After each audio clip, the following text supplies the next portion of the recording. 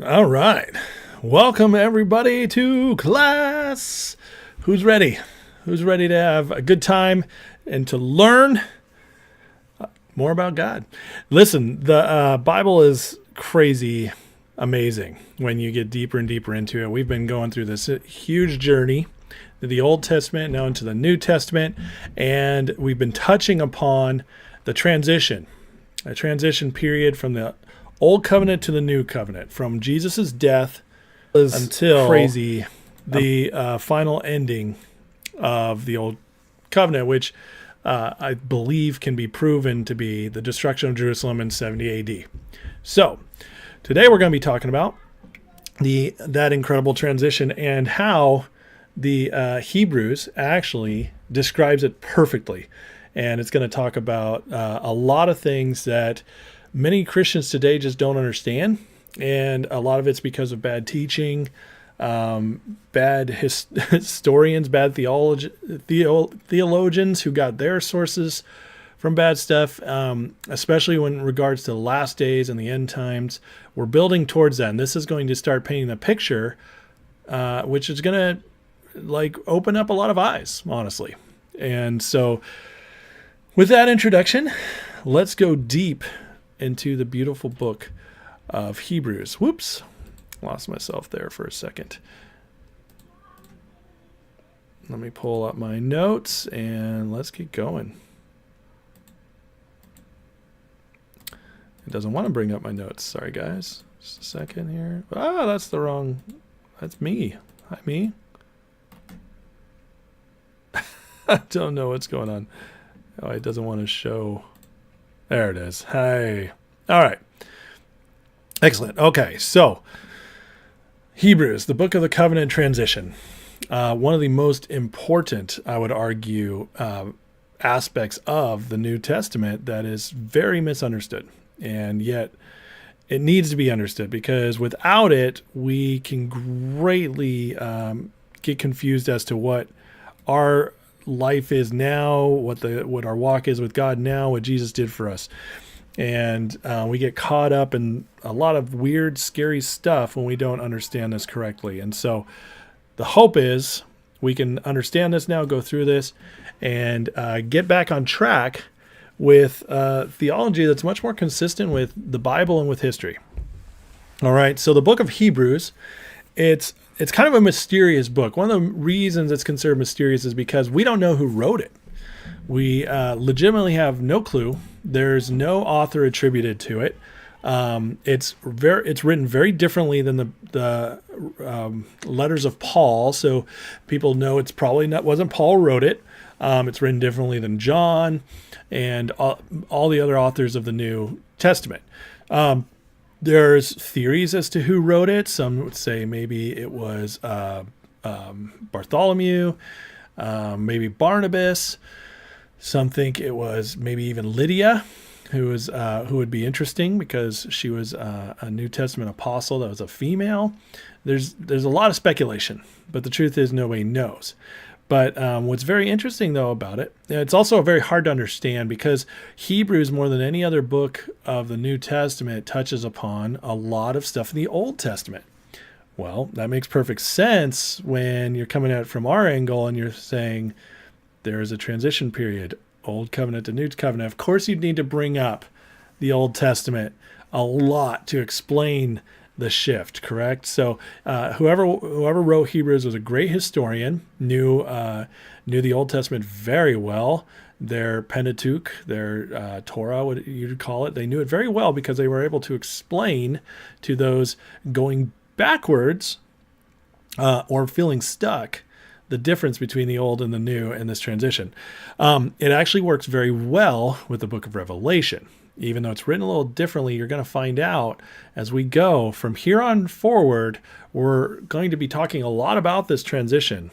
And next week, we're going through the book of Daniel, and we're going to explain how a lot of the prophetic stuff about Daniel, how it was about the end of the world, is actually very wrong.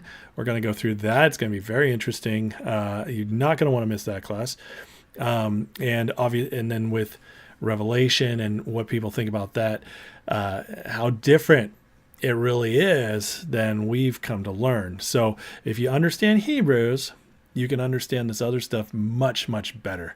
And so we definitely got to go into it. Transition period was the leading up to the full establishment of the new covenant, destruction of the old. We've talked about this, how when Jesus died and rose again, he completed both the Abraham and Davidic covenants. Those are fully completed in Jesus. But we still had the Mosaic covenant, which, as we read last week, was rendered obsolete, but not yet destroyed, not yet gotten rid of. Okay, we read that verse last week. So let's go into more details here. So major themes of Hebrews. First of all, before we get to the themes, it was written in 65 AD, which is 5 years before the destruction of Jerusalem. During this time, many Christians were going backwards. They had accepted Jesus, started living into that a little bit, got excited, and then what happened? Well, they started looking back and saying, man, maybe we need to do this old stuff. This is why Paul wrote Galatians, to stop them from doing it. But they've been in this period for a while of great persecution, especially by the Jews, ironically enough. Most people don't report that. They don't understand history, but the biggest persecution of Christians came from the Jews, not from the Romans. Interesting, isn't it? But a lot of the Roman persecution did come because the Jews were pushing them to go after the Christians, because the Jews saw the Christians as such a threat. So during this time of intense persecution, from 30 AD to the destruction of Jerusalem, a lot of Christians were, understandably so, struggling with, are we doing things right? And so because of this, some were going backwards into the law. And Hebrews 6, 4-8 talks about this. He says, it is impossible for those who have once been enlightened, to have tasted the heavenly gift, who have shared in the Holy Spirit, who have tasted the goodness of the Word of God and the powers of the coming age, those who have fallen away, to be brought back to repentance. To their loss, they're crucifying the Son of God all over again, subjecting him to public disgrace. Land that drinks in the rain, often falling on it, produces a crop useful to those for whom its farm receives the blessing of God. But land that produces thorns and thistles is worthless, in danger of being cursed. In the end, it will be burned. This is him talking about the difference of the two ages. Okay, the age of the Old Covenant was the land that produces thistles and thorns. It's worthless and will be burned. So if you go into that, he compares the people who, it's impossible for them to go into that and then go completely backwards, because you have to pick a side. Okay, you're either with the law or you're with Jesus. You're in the Old Covenant or you're with Jesus. You have to make a decision, and it's impossible to be in both, he's saying. And again, he's saying if you do this, if you go back into the law, you're crucifying Jesus all over again. You're doing exactly what the Jews of that time did. And those Jews were the ones God said you'd be judged unless you seek forgiveness. That's when we talked about this last week. That's who Jesus said, the blood of all the prophets is upon you. And you'll see this judgment in this generation. So he's warning, the writer of Hebrews is warning these people, do not go backwards, please. Don't. Instead, join the land that drinks in the rain falling on it, often falling on it, by the way, which that's the idea of a bountiful, prosperous land. It produces a crop useful for those who its farm receives a blessing of God. That's the new covenant, the new kingdom they're stepping into. So that's paints the picture here of what's happening with these people. Interestingly, this does not apply to us. So a lot of people take this verse out of context from the Bible and say, this applies to you. Don't go backwards. You'll lose your salvation. And listen, it's debatable whether or not you can do that. I believe wholeheartedly you cannot lose your salvation like on accident. You can maybe forsake it. I think there's an argument to be made for that. You can completely turn away. However, this particular verse, which is used for that, has nothing to do with us. It applies to Christians back then. And so the author in this is referring to reality of the prior to the coming age. And again, just like the Jews in 30 AD that killed Jesus. So the three main themes now of Hebrews, knowing this, are these Christians that they're writing to are living in the last days of the Old Covenant.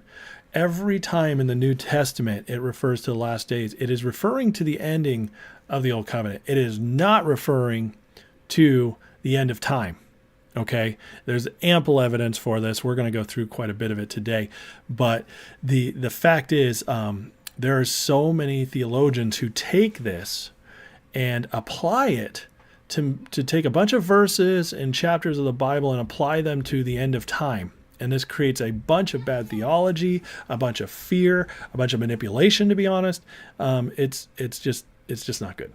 It is obviously, when you study the Bible clearly and through context, that the last days is about the ending of the Old Covenant, and we'll show that today. Second, the atonement, about Christus Victor. I've already covered that. And then Jesus and the New Covenant are better than the Old Covenant. An outline of Hebrews is look like this. Hebrews 1-7 is all about Jesus is better. Jesus is better. He's the God and man who is greater than the angels. He's the apostle greater than Moses. He's a high priest better than Aaron, and he's better than Melchizedek. So all of that is just breaking down how Jesus is superior in all these four ways, which are some of the main touchstones of the Old Covenant. Remember, in the Old Testament, angels appear several times. They often lead people, give them direction. We don't get that in the New Testament. Why? Well, because now we have direct access to talk to God. We don't need angels coming down and speaking to us on his behalf. We just don't need that. In fact, the last recorded angel in the Bible speaking directly to a man that's not a vision, okay, like obviously there's angels in Revelation, but that's a prophetic vision he's talking to. But other than that, the other time is it's when the angels come and speak to Joseph and tell him to go down to Egypt. And that recording is still Old Covenant because Jesus was still a boy. He hadn't yet died yet. So Old Covenant, you didn't have the Holy Spirit. You couldn't directly talk to God. So they needed angels. Now, angels, I believe, are still working in our world. They're still doing stuff. Doesn't mean an angel can't speak to you or speak to somebody. I'm not saying that at all. I am saying, though, that they had a much bigger role in the Old Covenant because we didn't have direct connection to God anymore. And so they would come down and speak to us on his behalf, especially in very serious circumstances. And so they were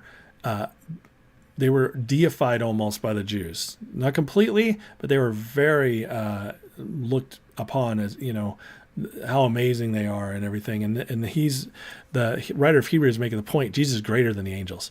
Greater than Moses is huge. Moses was, he's a bringer of the law. He's the savior who brought them out of Egypt.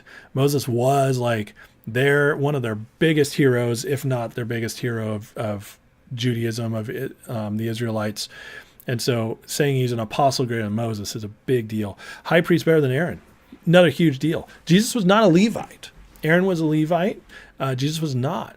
And he's making this comparison that it doesn't matter. Jesus is a priest, a high priest better than Aaron, even though he's not the blood of the Levites. You couldn't be a priest in Israel if you weren't a Levite.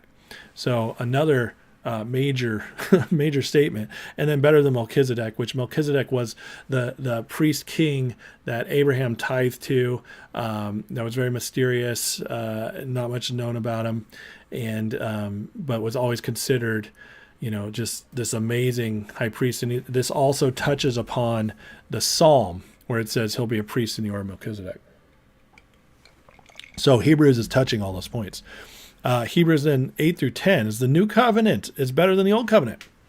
It has better promises.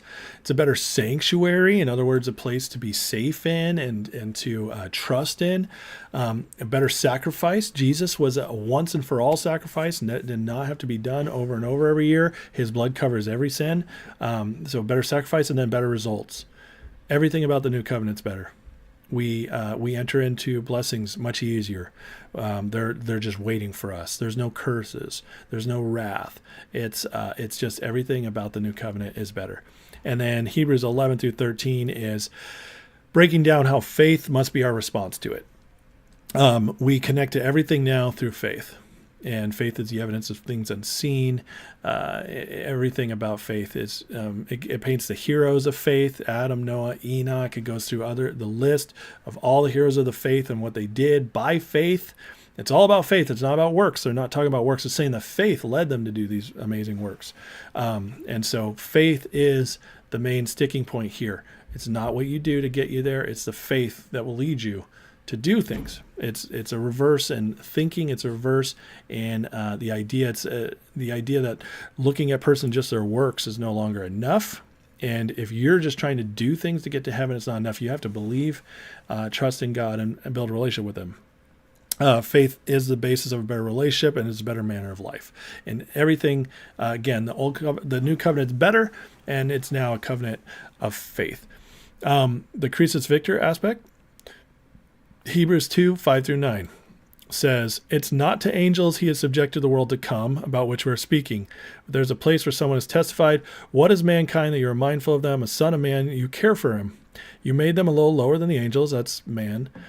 "You crown them with glory and honor and put everything under their feet." Interesting. Everything under their feet. You see that? That is the prophecy. He's quoting from the Old Testament, this prophecy of putting everything under their feet, which is us. And putting everything under them, God left nothing not subject to them. That's what Jesus did.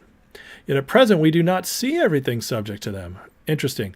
So God left everything to be put in subjection to us once we partner with Jesus, but not everything's there. But we do see Jesus, who was made lower than the angels for a little while, now crowned with glory and honor because he suffered death, so by the grace of God he might taste death for everyone. What does this passage mean? It's a powerful passage. It's saying that Christ is victor and victorious, but we're not all there yet. Okay, and we talked about this a little bit last week. Why, if Christ did all these things for us, or is not everything perfect in our lives yet? Well, we're not all living there yet. There is an ongoing struggle with enemy. Now, that enemy is not just Satan. We're not fighting Satan. Okay, we're not. We're fighting his influence that people will work with through their lives, but we're fighting the enemies of everything that came apart from the brokenness of humanity, which is sickness, debt, broken relationships, evil, corruption, all that. It's systems of man that are evil that came from Satan's ideas. But the enemy, Satan, is now defeated. He has no power anymore except to lie. So everything evil that happens in our world today is brought about by people partnering with him. Okay, partnering with those lies and empowering him. And he does that evil through people. And that's what we're fighting. We're fighting to get rid of that, to enter the world into better truth, into greater things. And we've been seeing that over the course of the last 2,000 years.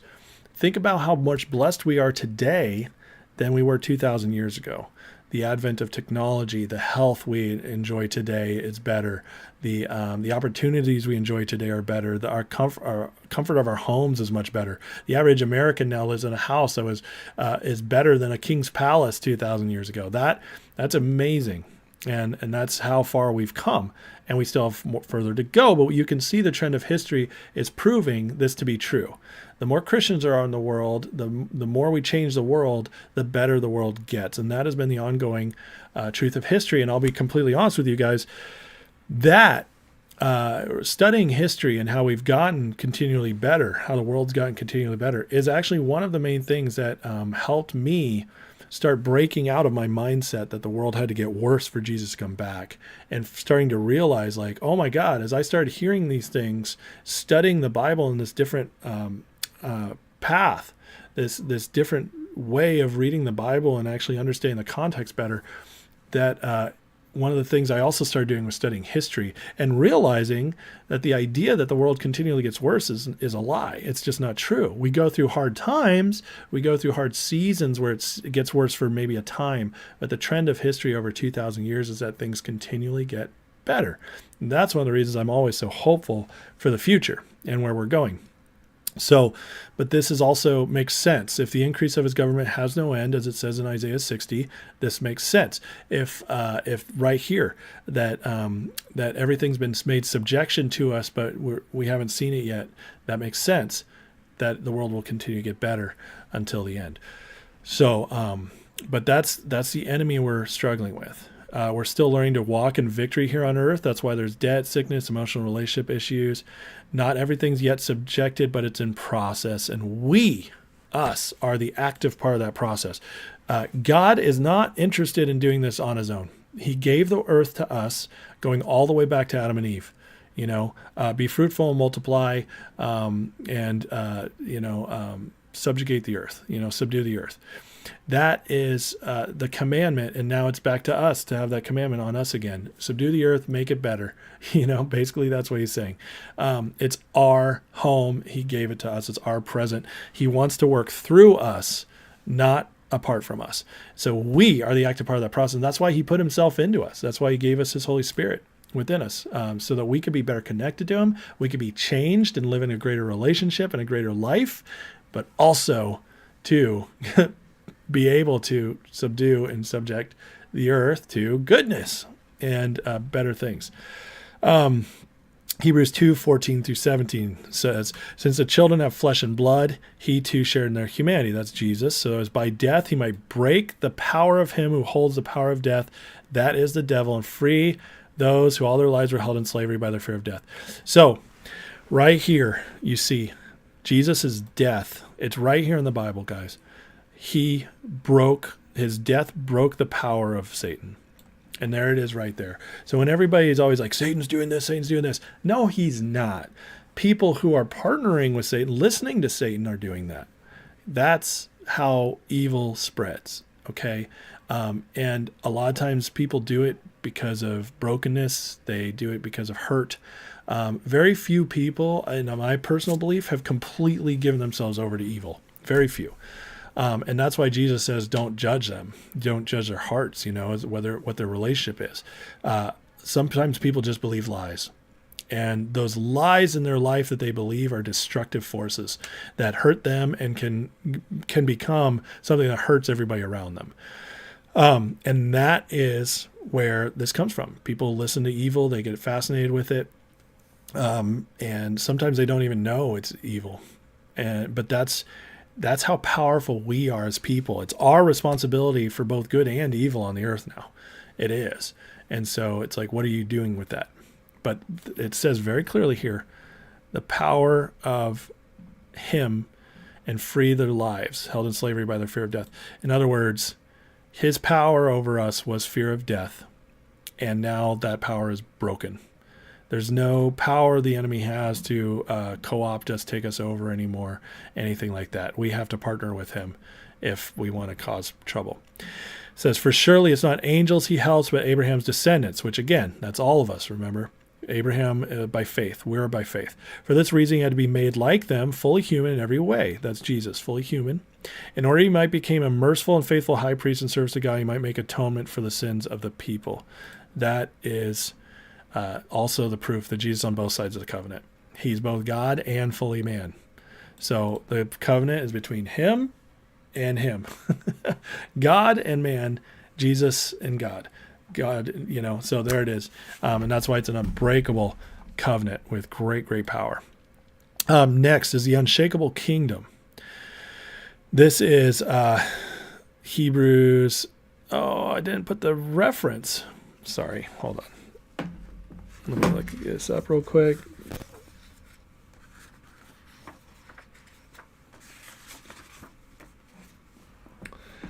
Okay, this is Hebrews 12:18-24. You have not come to a mountain that can be touched and that is burning with fire, to darkness and gloom and storm, to a trumpet blast or to such a voice speaking words that those who heard it begged that no further word be spoken to them because they could not bear what was commanded. If even an animal touches a mountain, must be stoned to death. That sight was so terrifying, Moses said, I am trembling with fear. But you have come to Mount Zion, to the city of the living God, the heavenly Jerusalem. You have come to thousands upon thousands of angels in joyful assembly, to the church of the firstborn whose names are written in heaven. You have come to God, the judge of all, to the spirits of the righteous made perfect, to Jesus, the mediator of a new covenant, and to the sprinkled blood that speaks a better word than the blood of Abel. Now, this is a direct callback to Exodus 19-20, which you guys will remember from the Mosaic Covenant episode or class, that that's where they were offered a better covenant and they rejected it. They chose a mediator instead because of fear. And now the writer of Hebrews is saying, you have not come to a mountain like the one in 19, like Sinai, when it was crazy lightning and thunder and dooming, like booming voice of God that terrified them. That's not what they're coming to. You've come to Mount Zion instead. It's joyful, it's a celebration, it's exciting, and it's not scary. And God, you've come to God instead. Jesus is now the mediator, which Jesus is God. So even when you're meeting with Jesus, Moses wasn't God. He was a man who met with Jesus on behalf of the Israelites. Now our mediator is God himself in Jesus's form. And to the sprinkled blood that speaks a better word than the blood of Abel. Abel's blood, remember, Cain killed Abel. And God came to Cain and said, Abel's blood is called out to me from the ground. And from that, he cursed Cain and sent him off. Abel's blood called for judgment, condemnation, justice, revenge, or vindication. It was asking to be vindicated, avenged. But Jesus' blood speaks forgiveness, which is the better word. And Hebrews 12, 25 through 29 says, see to it, you do not refuse him who speaks. If they did not escape when they refused him who warned them on earth, how much less will we if we turn away from him who warns us from heaven? At that time his voice shook the earth, but now he's promised, once more I will shake not only the earth, but also the heavens. The words once more indicate the removing of what can be shaken, that is created things, so that what cannot be shaken may remain. Therefore, since we're receiving a kingdom that cannot be shaken, let's be thankful and worship God acceptably with reverence and awe, for God, our God, is a consuming fire. Now, the author of Hebrews is now saying God is shaking everything so that only unshakable things can remain. He's talking here about the transition from Jesus' death, AD 30, till the destruction of Jerusalem. The old covenant now is being shaken. And everything that used to exist in relationship with God, to have a relationship with him, is being shaken so that until it breaks apart completely, and then only the new covenant remains. That's what he's saying in this passage. So this is a 40-year transition, is a shaking. And what happened during that time? If you study that history, it is wild. Great tribulation, people being persecuted like never before in history and never since in history. We are having because all Christians were being persecuted at that time. So that's going on. There was incredible amounts of earthly shakings happening, earthquakes, famines, plagues, pestilence. I mean, you name it. Natural disasters were happening. It was an incredible time on the earth of all kinds of stuff going. I believe during this time period, it might have been Mount Vesuvius blew up. I might be wrong on my dates there, but there were all kinds of crazy things happening. You can read it in the book of Acts. It talks about the famine that is coming. We know for sure about, we've all read about the persecutions. It's all over the New Testament. So we know that for a fact. And then if you go and read more, there's all kinds of other things, earthquakes, everything Jesus warned about in Matthew 24 was happening. And then he says, not only earth, but the heavens. Now, this is interesting because most people never know this because they don't study their Old Testament law and what the Judaic traditions were. But this is actually not a reference to the earth and heaven as we understand it. This is a reference to the three main compartments of the temple, which were the Holy of Holies, the inner court, and the outer court. Or as the Jews would call them, heaven, the earth, and the sea. And Josephus, the great Roman Jewish historian, records this, and so we know it for fact. And this is also what Jesus was referring to in Matthew 5:18. Until heaven and earth disappear, nothing will disappear from the law. He says not even a jot or a tittle will disappear. Well, until heaven and earth disappear. We know from Galatians, from Hebrews, from all the other books of the New Testament that Jesus didn't want, and the Christians, we're not held to the law anymore. So why would Jesus say the law won't disappear until heaven and earth disappear? It makes no sense unless we are to be under the law until the end of the world. Unless you understand that Jesus was talking about heaven and earth disappearing was reference to the structures of the temple. And because once those were destroyed, there's no law left. And we've already gone over how massive it was in AD 70 when the temple's destroyed. The law was unable to continue because the genealogies were destroyed, the priests, all that stuff was gone. So if you understand from that context, it makes perfect sense. Until this happens, till the temple's destroyed, till Jerusalem's destroyed, nothing will disappear from the law yet. And in Matthew 24:35, he says, heaven and earth will pass away, but my words will never pass away. How does it make sense that heaven and earth, if we understand today, like the world, the earth we live on, and heaven, that those will pass away? Jesus, if Jesus is saying that, it's like, whoa, okay. Maybe Jesus is being kind of like this weird wizard sage saying like, no matter what, my words will never pass away. Well, that is one way of understanding it, and that would also be true. But it makes even more sense if you read Matthew 24 in reference to the destruction of Jerusalem with all the other things he says and warns about in that chapter, and then also understanding if heaven and earth pass away, if he's talking about the temple, but my words continue on because of a new age. That makes a lot more sense. So again, references to the old system passing away. Now, it talks about the age to come in the last days.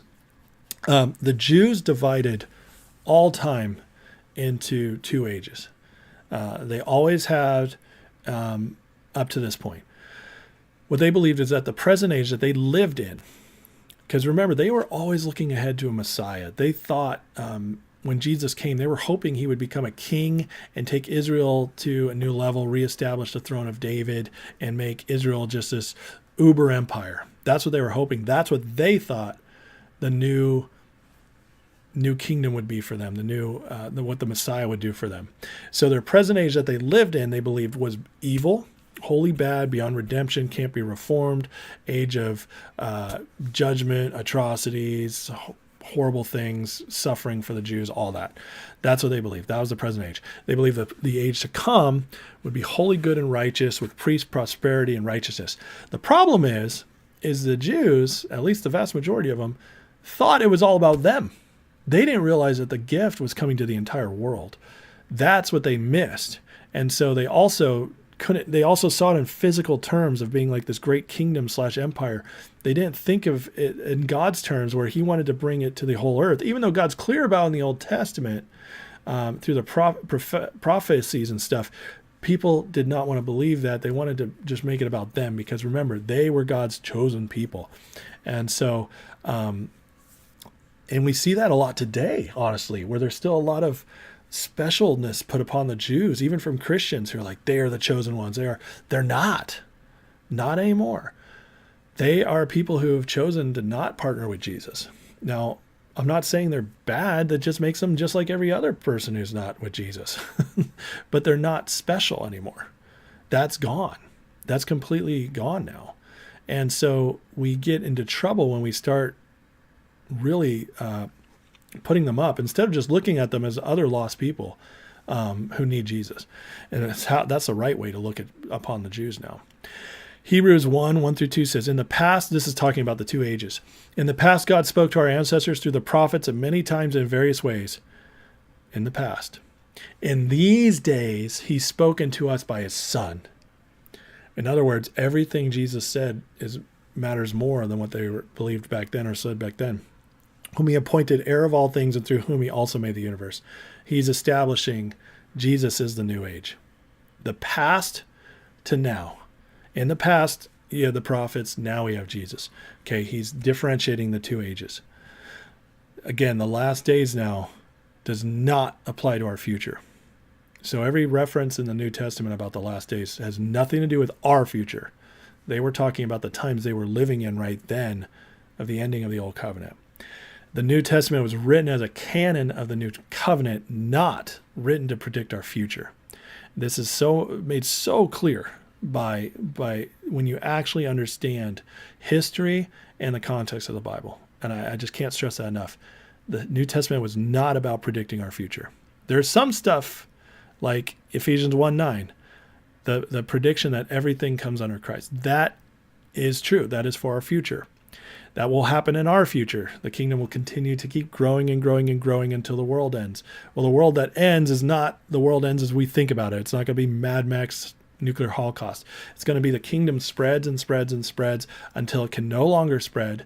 The last people left that will not accept it, the last pockets of darkness are left. The world's gone as good as it can get without intervention. And then Jesus comes wipes out the rest of the bad, and makes the earth what it was always supposed to be under Adam and Eve, a new Eden, so to speak.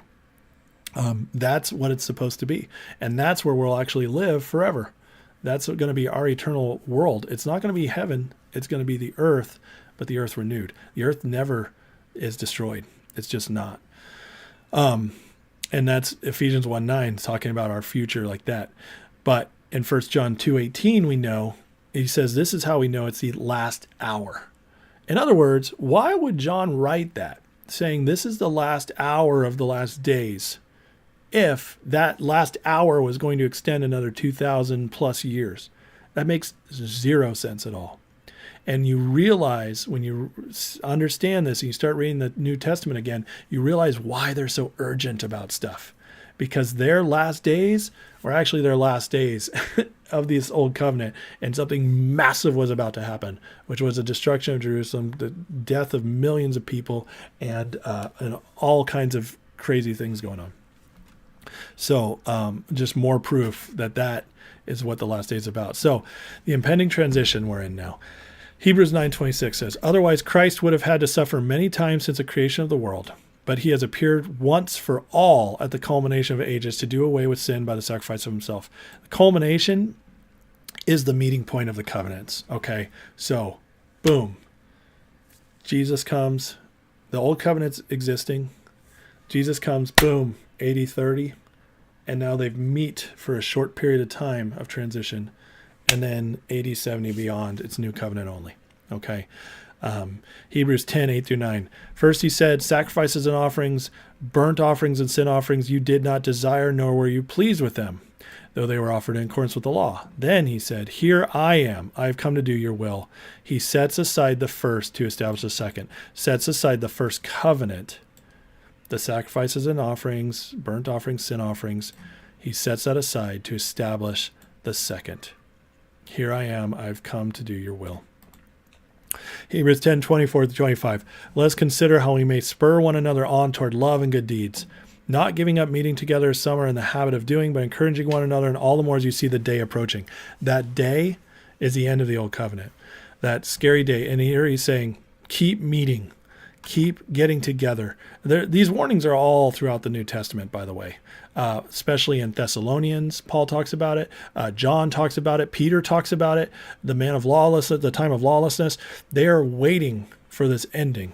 They are waiting for what Jesus prophesied in Matthew 24, the destruction of Jerusalem. It's all there. And they're talking, and we're going to do Matthew 24 in a couple weeks as well. But it's all talking about this massive thing coming. And he's saying, don't stop getting together. You need each other, because you're going to all need to be together to figure out how to save yourselves in this. The community need to figure it out and heed the signs given by Jesus in Matthew 20:24. And finally, we know they listened, because history tells us every Christian escaped when they saw the armies surrounding Jerusalem. In other words, the Christians were the only ones prepared for the end of the old covenant, this great destruction and judgment coming upon the old covenant. They were the only ones prepared because they're the ones who actually listened to Jesus from Matthew 24 and then listened to the writers of the New Testament, listened to their leaders. And because they listened, not a single Christian died, even though over 1 million Jews died in that. They got out as soon as they saw it coming. They listened to Jesus, which is even more proof that Jesus was talking about the destruction of Jerusalem and not the end of the world in a great, far distant future. And there's so much proof to this. We're going to go through that later. Eusebius, the first church historian, records that no Christians died in the destruction of Jerusalem. So there it is. I mean, all the early, there's just no historical account of Christians dying. And you know where they went? They all went up to a mountain called Pella. And Jesus told them, flee to the mountains. And they all did. And they were all saved. So that, to me, is some of the greatest proof that the last days and everything was about a transition and not the end. But we're going to go even deeper into this next week and the further weeks as we go through Daniel and cover his prophecies that many have believed are about the end of the world. And we're going to go through Matthew 24. And anyways, some more good stuff to come, because this is so important and it has so much to do with how we live in the covenant now. Because if we believe things got to get dark and scary, we're going to hunker up, bunker down, and actually want the world to get worse for Jesus to come back, when that is the exact opposite of what Jesus wants us to do. He wants us to be involved. He wants us to help people, to spread love, to spread justice, keep making the world better until he comes back, not wait for it to get worse. And that is our call. And and that's what Hebrews tells us is all about, the shaking off of the old, coming into the new. So, all right. Well, I hope you guys enjoyed this. Hope you learned a lot. If you have any questions, hit me up on Patreon, on Discord. That's all works. I'd love to talk about this stuff. So please let me know what you want to cover, and I'm happy to talk to you about it. So love you guys. God bless you. Have a great day, and I'll see you next week. Bye-bye.